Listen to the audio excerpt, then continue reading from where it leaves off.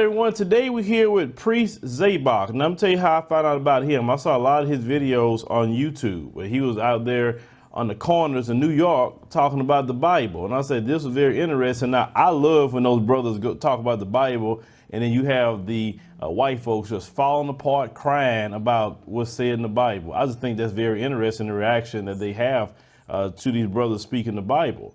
Now, I was in New York myself, and I was passing by, and I saw him there. I said, wait a minute, hold on. And I told, I was Lovely T was with me at the time. I said, hey, look, it says Priest Zabach, he teaching. And so I had to stop and listen. And, you know, when I walked off, I didn't know he recognized me. So, you know, I said, okay, that's what's up. So I said, I had to reach out and get him on the show. So, Priest Zabach, thank you for coming on the show, brother.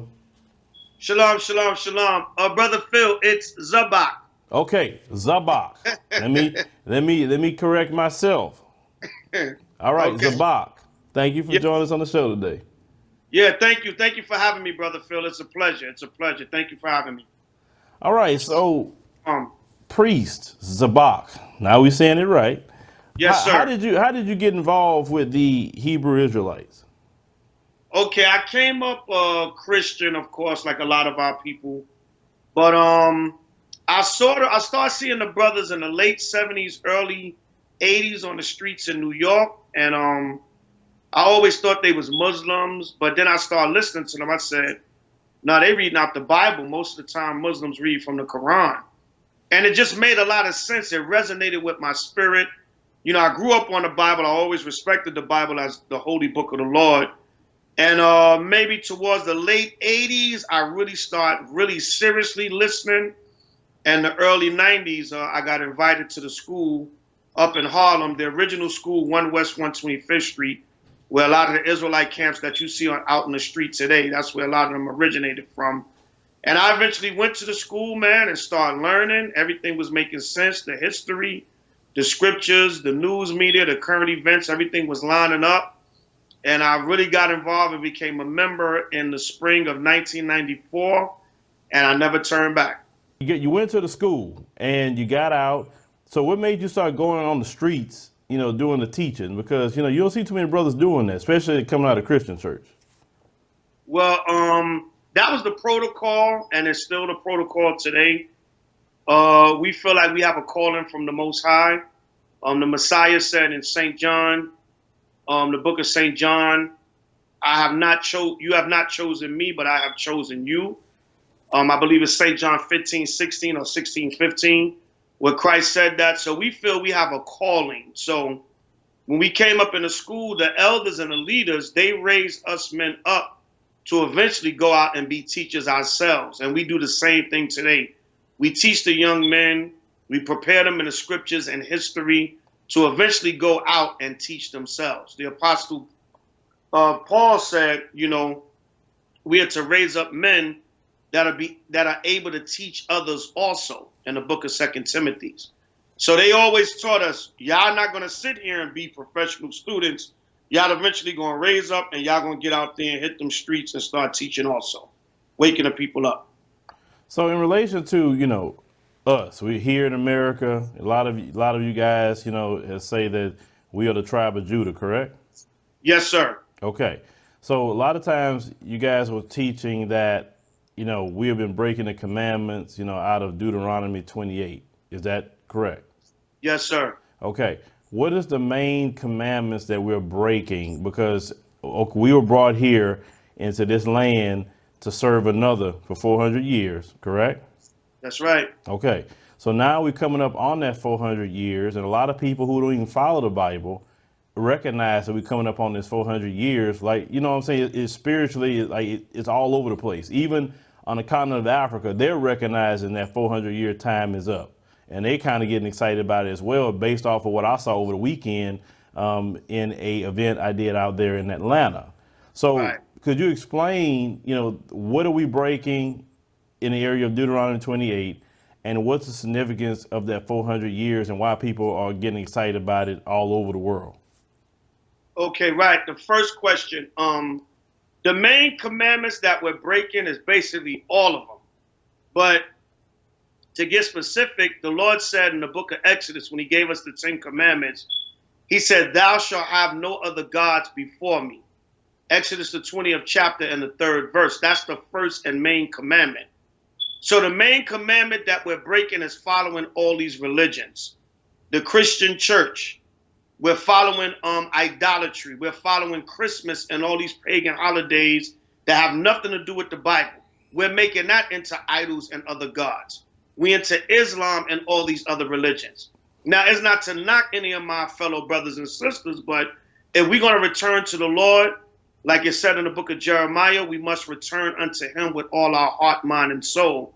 So we basically have broken all the commandments. But the main commandment we break is not loving the Most High as we love ourselves, serving other gods, and not loving our neighbor as we love ourselves. We breaking that commandment. We breaking the commandment of brotherly and neighborly love, because the majority of our people, we hate each other. We're against each other. We support white supremacy and the wickedness of this society. We want to kill each other. We're jealous of each other. We're envious of each other. We're hateful towards one another.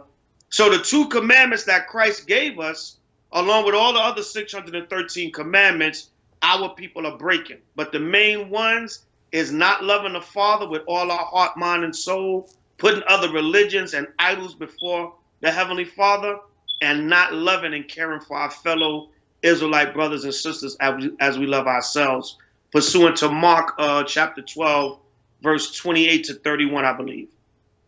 Okay, and the second thing I asked about the 400-year was coming up, and people, like I say, who don't even follow the Bible or even think about it, understand the significance of that. Could you explain that, why that's going on right now? Right. So according to prophecy in the book of the Exodus and also in the book of Acts, the Most High spoke about a 400-year period of captivity. Now, we believe we are approaching that time frame, but me and my particular congregation, we more so go with the prophecy where Christ said, no man knows the date or the hour. Now, most people are counting from 1619 to 2019. And they're saying the 400-year prophecy is up. We're going to be delivered. You know, like you said, that's a pretty big movement right now. Even people that are quote unquote non-religious or non-biblical are even acknowledging that, like you said, or other different groups or religions or whatever the case may be. But the way we teach it at HOI, House of Israel, we understand we're in that time. But the exact date and hour, the Messiah told us no man knows. So the Lord told us in the book of Hosea, after 2 days, he will revive us, meaning a 2,000-year period. In the 3rd day, he will raise us up and we will live in his sight. So we don't necessarily believe that the Messiah is going to exactly come in 2019 in the so-called 400-year period, because you have to understand slavery and slave ships were coming here from the 1500s. So now what time period are you really counting? After 1619, more slave ships were still coming here. So, you know, we believe that we're in that time, but to pinpoint it to exactly the year 2019, that really goes against what the Messiah said. But we do know the time is near, and, you know, whenever the Lord is going to bring the judgment and the prophecy, that's when he's going to bring it. You know, just on another note, Salakia, not to make the answer too long, but there was also a prophecy by the Messiah in the book of Luke where he said the days would come where men would desire to see one of the days of the Son of Man and not see it. So the desire is there. It's just like the Y2K, 1999, the year 2000, the year 2012. They thought it was going to be the end of the world, and they thought the prophecy was going to come then. But we're living on a time of the Most High, so he's going to allow it to happen when it happens. Right.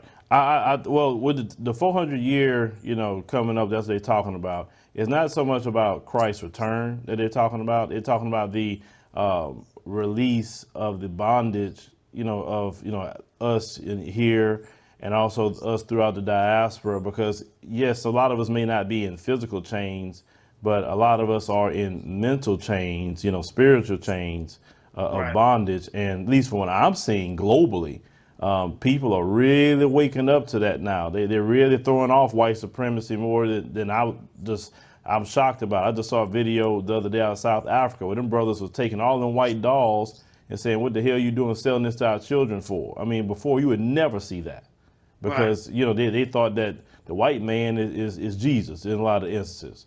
So we are waking up, and that's kind of why I was alluding to this waking up process that's happening globally. Oh yeah, well that's happening. From when the time that our elders came out in the 70s and the 80s and really start bringing the word out.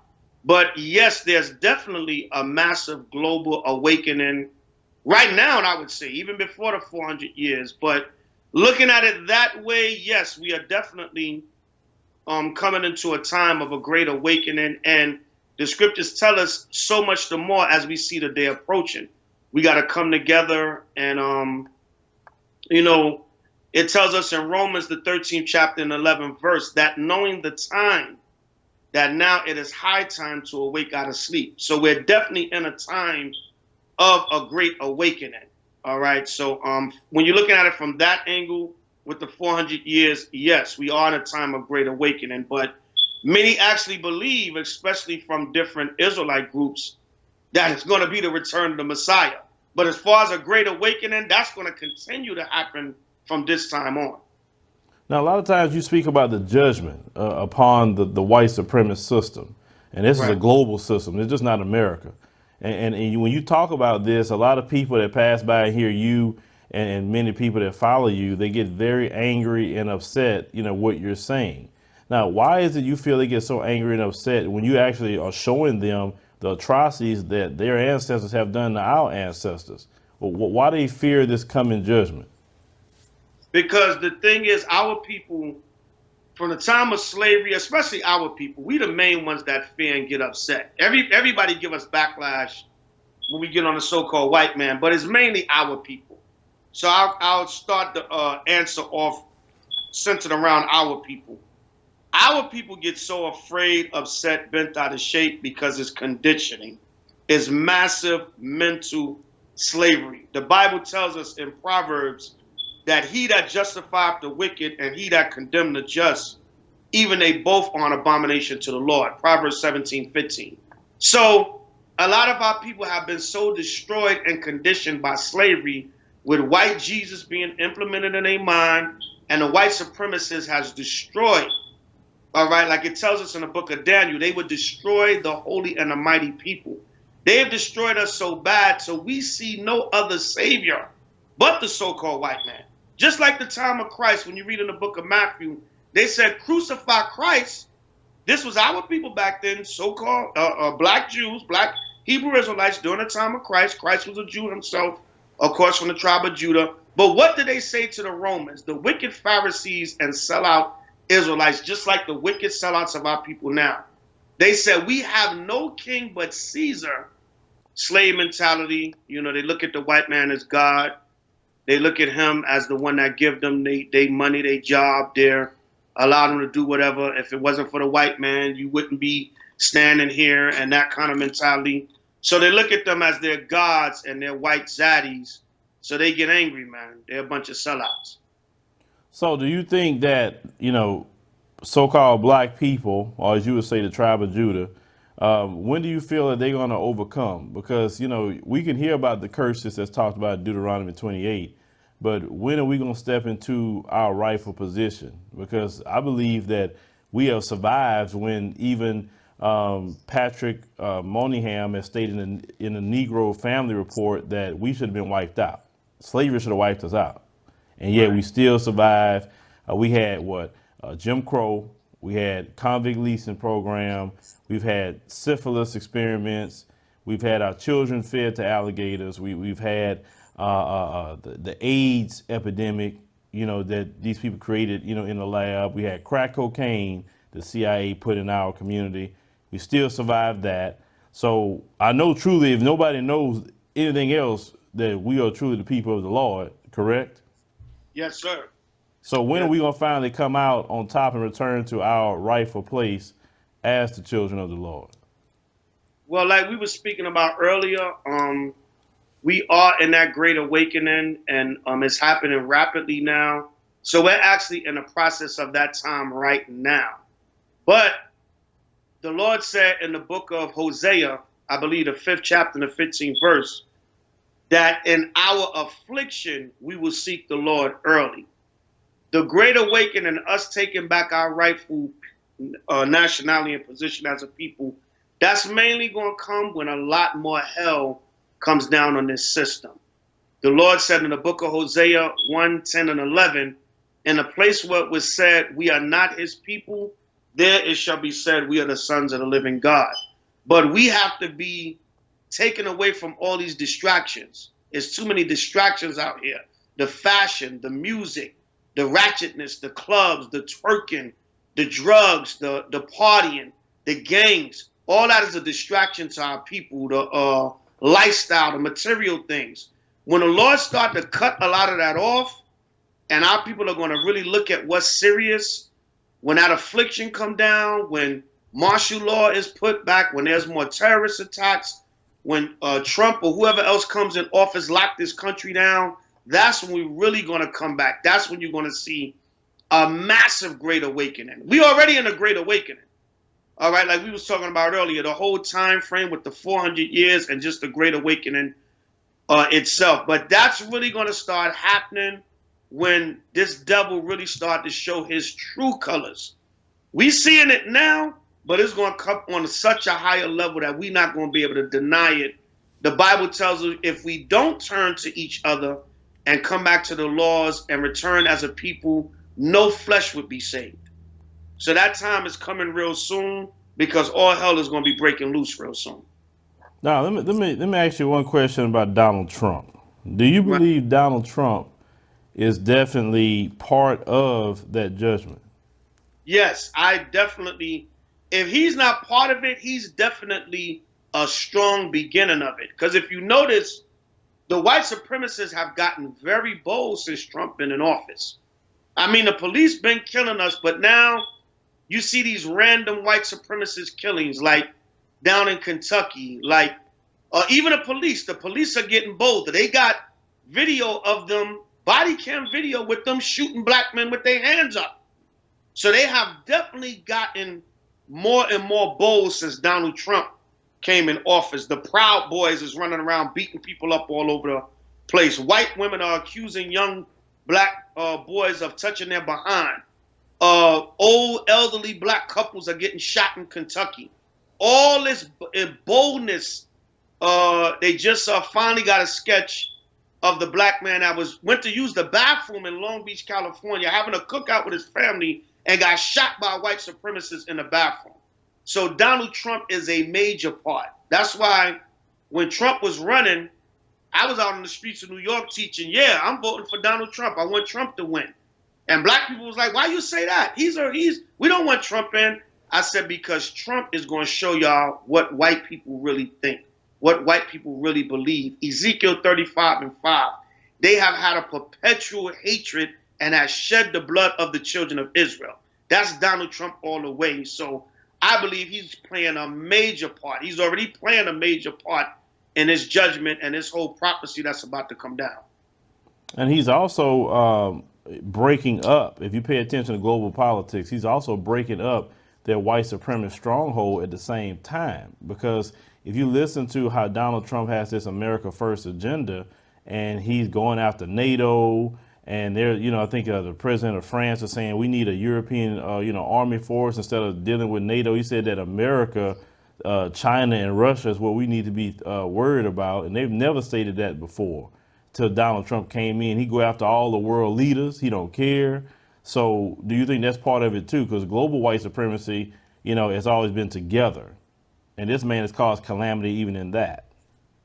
Yes, that's also a major part of it. Also, the scriptures tell you in the book of Daniel's, the 2nd chapter, that their kingdom would be partly strong and partly broken. So, on the one hand, while he's really strengthening the white trash basically here. You got some more uppity whites, but a lot of these white people that are frustrated and angry, and they think Negroes and Mexicans and immigrants got more opportunity than them, and build the wall. He's really frustrating a lot of them. And like you said, at the same time, at the top, he's causing division. So like the prophet Daniel prophesied that that would be a part of it also. their kingdom will be partly strong and partly broken. Meaning they are acting like they're strengthening and they're getting bolder in white supremacy, but Donald Trump is also causing a lot of divisiveness. What was that? Both of them funerals of those elected officials, he was not invited to. You got a lot of white people that hate Donald Trump in his own country. Because they feel like he's too outspoken. Yeah, we racist, but we want to hide it. Trump is just too bold with it. So at the same time, he's causing division, and he's also, like you said, he's breaking bands with white supremacists, and he's causing division also on other levels. So it's all going right along with prophecy. Right. So you think that if he serves one term, or you feel he'll get a second term? Well, I know recently, what was that they recently declared martial law? There was some tension, I believe, between Russia and the Ukraine. Right. And they declared martial law over there.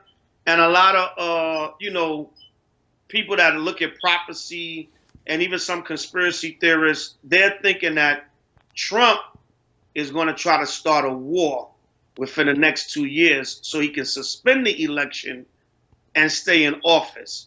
Some believe that Trump is the last president. He's only going to get one term and he's going to end the world. I don't believe that. But if I had to make an honest assessment, I believe he's going to get a second term. Honestly, I really believe, even with all the hatred and the they're calling for his impeachment, and all the scandal that's going on. He's still not going anywhere. But I believe he's going to get a second term. Whether he starts a war or not to stay in office, that remains to be seen. But it'll shock me if he doesn't get a second term, because he's definitely a hardliner. And the Most High said in Revelation 12 that he's going to cause Satan to come down with great wrath because he have a short time. And Donald Trump is definitely fulfilling that because he's a hardliner. So, we just got to see how it play out. But I believe, in my most honest opinion, that he's probably going to get a second term. Right, and related to that, we have a lot of black folks out there, shucking and jiving and really just man, I didn't realize we had that many sellouts in our community. They just really putting it out there now, and I'm reminded though of a scripture that I've read in Revelation 18 to teach to come out from among them lest these plagues fall upon you, right? And our people, black folk, they don't realize what's coming down the pipe. And they're so tied to the hip with white supremacy. And, just my opinion, I believe a third of us won't make it. I just believe that.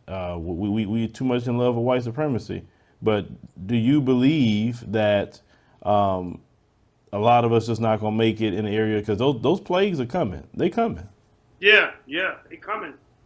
Well, I'll do you one better. The Bible says in Zechariah 13, 7-9, that 2/3 is not going to make it. All right, 2/3 of our people are not going to make it. For every 3 Israelites you see, 2 of them not going to make it because they just so destroyed. The prophet Isaiah said in the book of Isaiah, the 60th chapter, that the world would be in darkness, but gross darkness to people. Gross darkness to people, meaning the Israelites.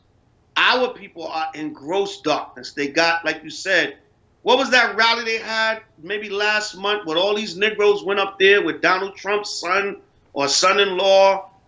Oh, you talking about that Turning Point USA Young Black Leadership Conference with Candace Owens and Charlie Kirk? Yeah, that Turning Point USA with all them Negroes with Make America Great hats on and all that nonsense. So we're coming, that's another sign that we're coming into the end, because a lot of our people are taking desperate measures. You just lining right up with a white supremacist like Kanye West.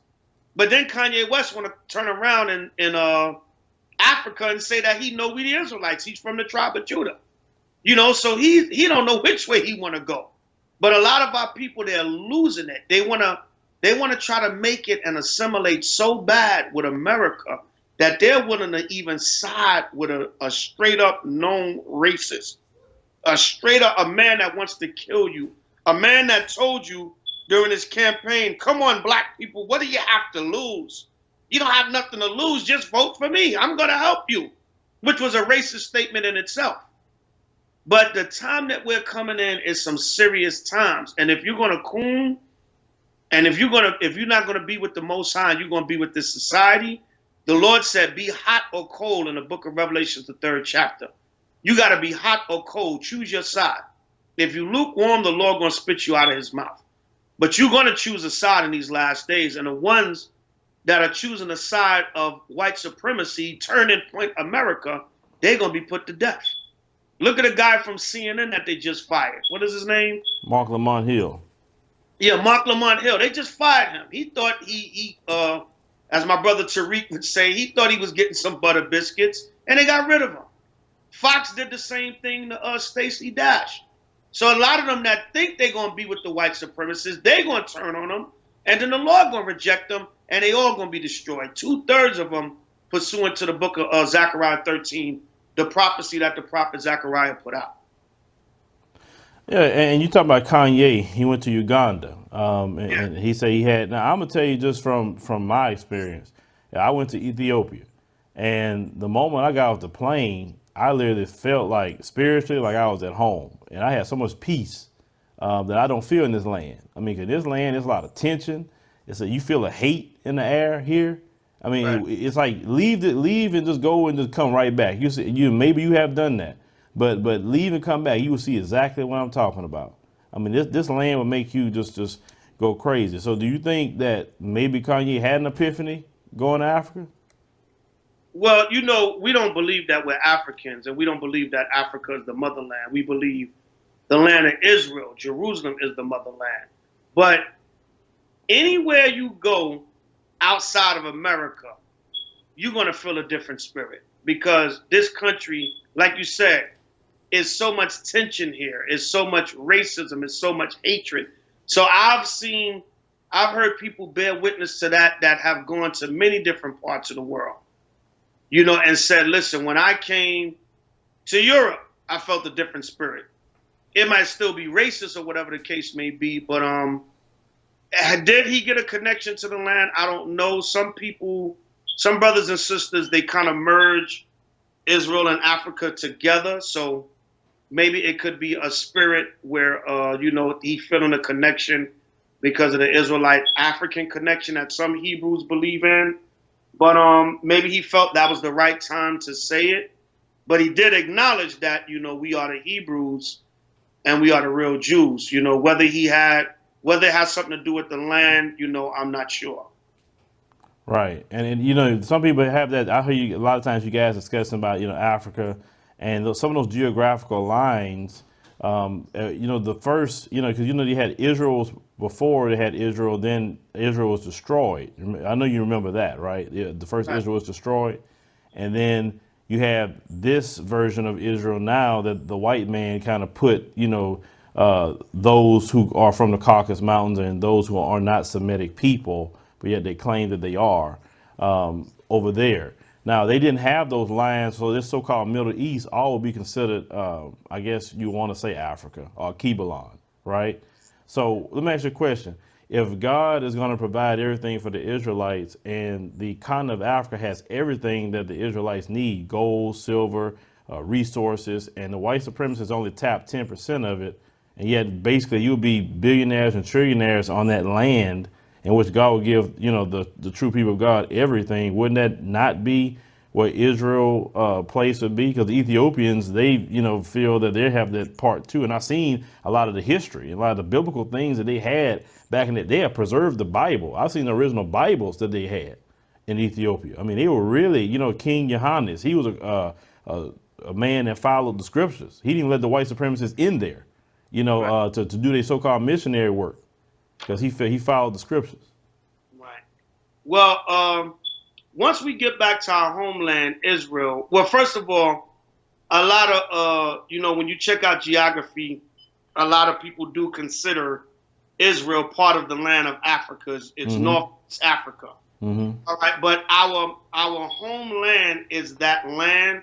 Now, when we get back rulership of the earth, we're going to have access to all the earth and all resources that are on the earth, because the earth belongs to us. The Lord tells us that in 2nd Ezra 7 and 10. The whole earth was made for the Israelites. But our base and our home is what's known as the land of Israel. And we're going to have access not only to Israel, but to all the earth's resources. We're going to control everywhere, everything, but our homeland and our main foundation is the land of Israel, Jerusalem. But are we the same? Yes, there were Africans, there were Israelites in Africa, all right, Fort Dahomey, Fort Judah on the West Coast, and scattered throughout different parts.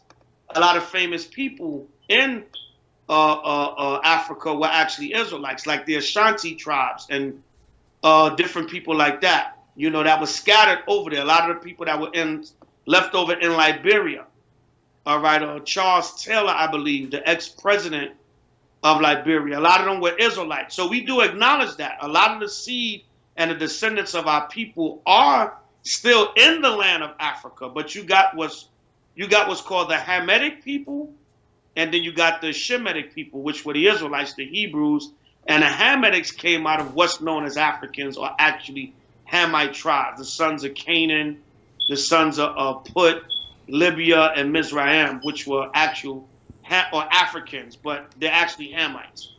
So as once we know the difference between us as a nation, whether we're in Africa or scattered in different parts of the world, it has to be the seed of the children of Israel. But we will have resources to all of earth's wealth once we come back in power as a people.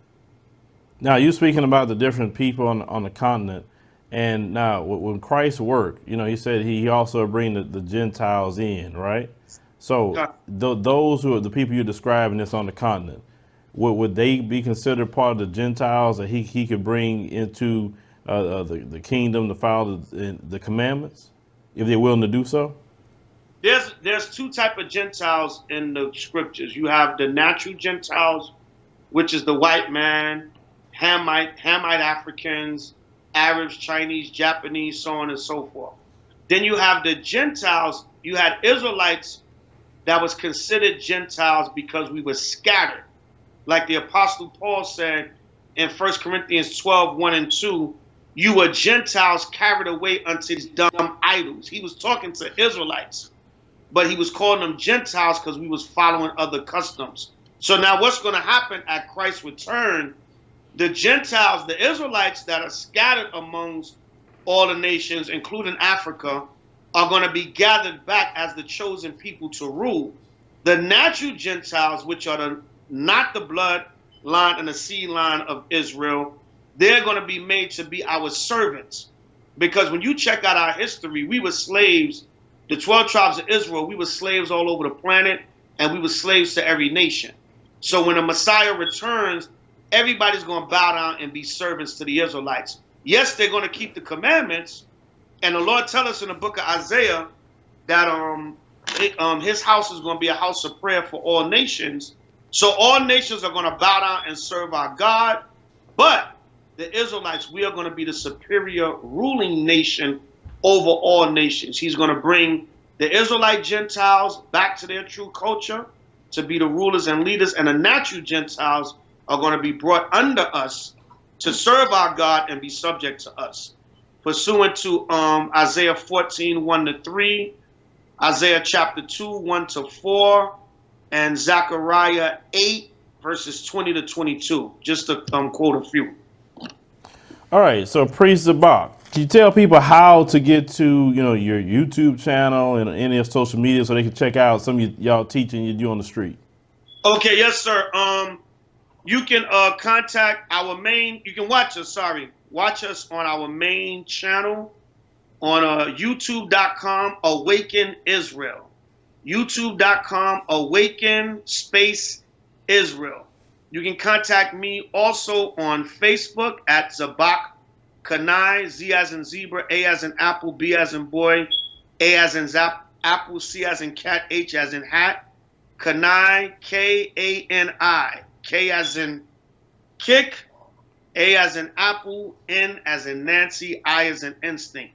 Zabach Kanye on Facebook, also Zabach Kanye on Instagram. And you can email me at Zabach1221@yahoo.com. Z as in zebra, A as in apple, B as in boy, A as in apple, C as in cat, H as in hat, 1221@yahoo.com. Those are some of our main outlets that you can see us on. But that's our main YouTube channel on YouTube, Awaken Israel. If you follow that channel, you'll get a link to all of our other channels on YouTube. All right, guys. So we'll put everything in the pinned comment that we can go down there, click the links, and follow, listen to some of the teachings that they are presenting. If you would like to talk with them further, you can also do it on Facebook and various places. I'm pretty sure they would like to respond to you. So, Priest Zabach, thank you for joining us on the show today, brother. It was good talking to you.